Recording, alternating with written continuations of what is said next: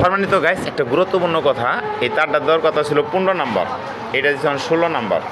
আর plus এই তারটা দেওয়ার কথা ছিল 18 নাম্বার, আর এটা দিছে 18-19 নাম্বার। এই তারটাও চিকন দিছে, এটাও চিকন দিছে। এখন এই চিকন হওয়ার এই এসি তার চিকন হওয়ার কারণে এই মিটারটা যখন আপনার পাশে দিলে কাটা খাড়ায়, আর যখন আপনার সে 18 নাম্বার দিত তাহলে হলো গিয়ে আপনার এটা একে দিলে কাটাটা খারিয়ে গেত। অর্থাৎ এই চার্জারের সাথে আর ওগুলো ব্যাটারির সাথে কোনো ম্যাচিং নাই। ব্যাটারি 100 আছে, এটার হালকা হন যখন কইরা হালাইছে এখন তার কিছু করা যাবে না। এখন এটার ভোল্টেজটা বাড়িয়ে দিলেই আপনার পরিপূর্ণ হয়ে যাবে। একে দিলেই কাটা খারিয়ে যাবে, দুয়ে দিলেই কাটা খারিয়ে যাবে। এটাই তো গুরুত্বপূর্ণ কথা। যারাই আপনারা এই সবের চার্জারে কাজ করেন আর যারা চার্জারগুলো বানাইবেন, এই এসি তারটা মোটা রাখার চেষ্টা করবেন, তাহলে আপনাকে একে দুয়ে দিলেই কাটা খারিয়ে যাবে, এম্পিয়ার চার্জ অ্যাকুরেট হবে।